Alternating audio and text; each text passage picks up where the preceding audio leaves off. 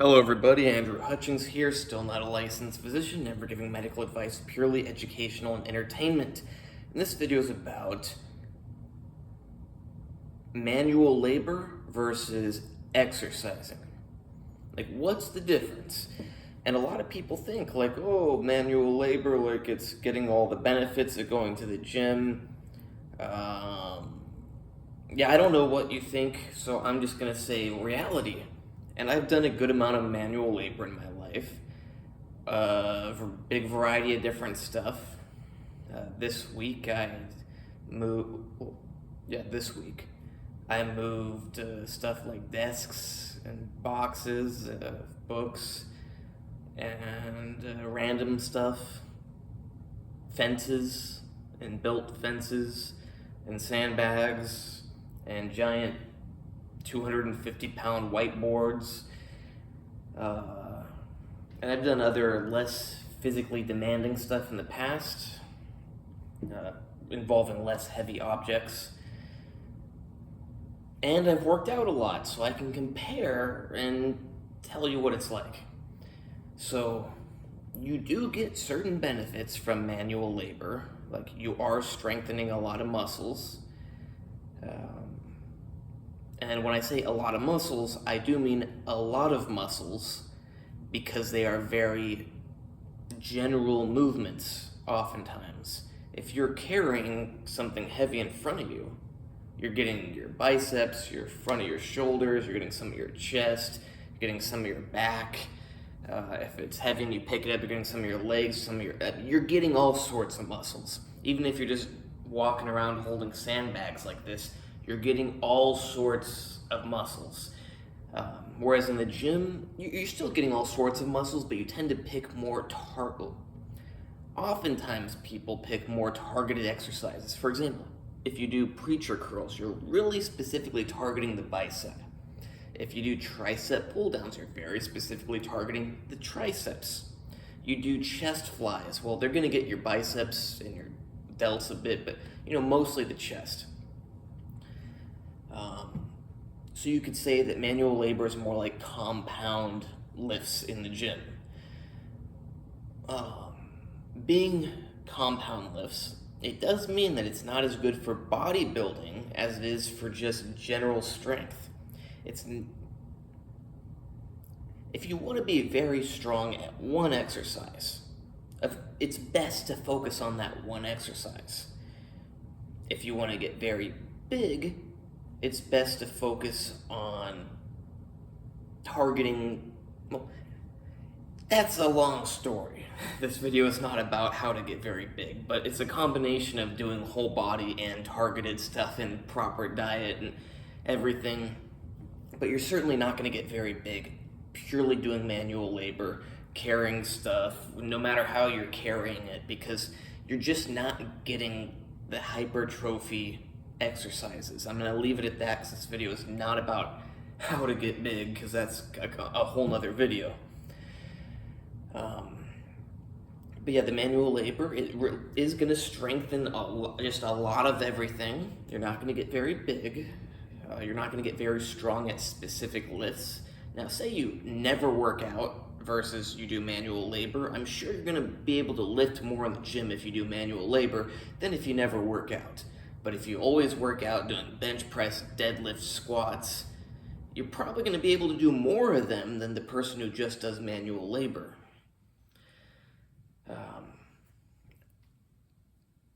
Manual labor is less healthy because it's less controlled. I think that's the best way to put it. When you're in the gym, you're doing hopefully you're doing very safe, controlled movements, whatever they might be. Manual labor, hopefully you're doing safe, controlled movements, but with awkward objects or things that you have to do, it's a lot harder. So it's much more likely that you're doing unhealthy lifts, unhealthy movements, unhealthy whatever, that are going to be bad on your joints and connective tissue. Now, on the upside, At least if you do them carefully, you're going to strengthen a lot of your connective tissue in places that you wouldn't strengthen it from going to the gym because you're doing such unusual lifts. But it is safer to work out in the gym. But it's good to combine everything. It's like you don't want to only focus on the safest exercises. You do want to do some of the a little bit less safe ones, but you try to do them safely.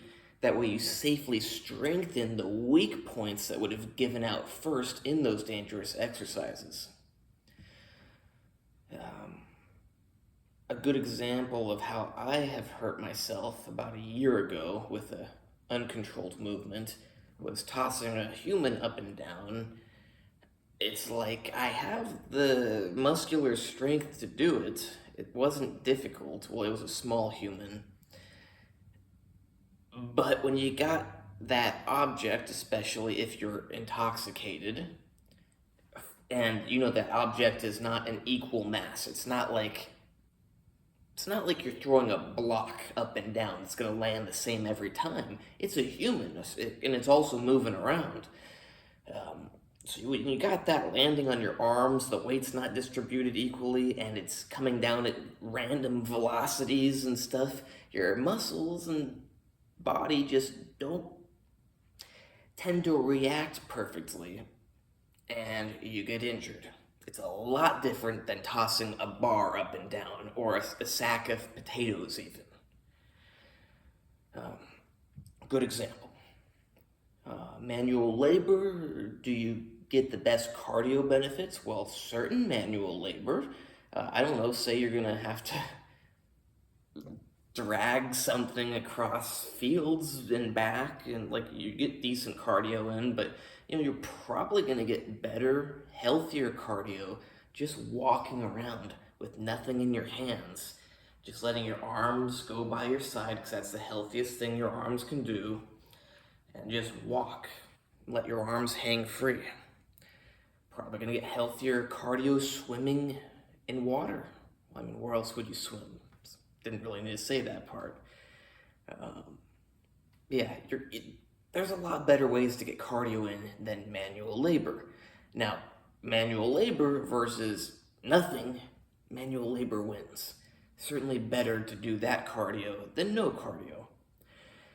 But even if you have a very manual labor intensive job, it's probably a good idea to do walking, like I said, with nothing in your hands to improve health of everything up here, improve spinal health, hip girdle health, everything. The body works best when you're just walking with nothing. It's very healthy.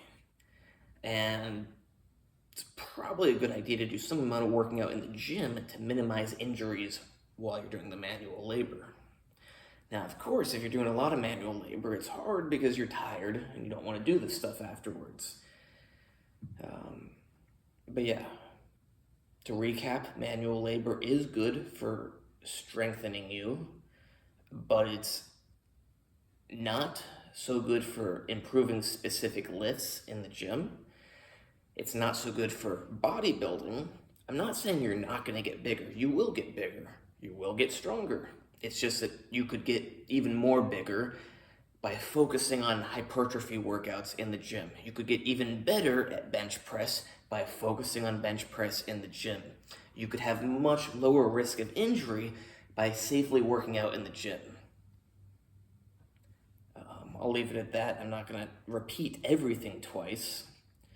I hope you like this video, and if you've got tendinitis, remember that I do have a book on tendinitis called A Systematic Guide to Defeating Tendinitis, which is available on Amazon. I would get it as soon as humanly possible. Find the fastest shipping option, get it. I can't say to implement it because that would be medical advice. Just forget it after you read it because you wouldn't want to get rid of your tendinitis. You don't want to get your life back. You don't want to live pain-free. You don't want to enjoy each day that you're never going to get back. So don't do that. Don't order my book. And my Instagram is natural_true_fitness. Oh, and please like, subscribe, and comment. And I'm just going to wait a few more seconds because apparently if it's over 10 minutes, someday you can make more money off the videos. I don't make any money yet. Hopefully I do someday. Probably won't, but you never know. 5, 4, 3, 2,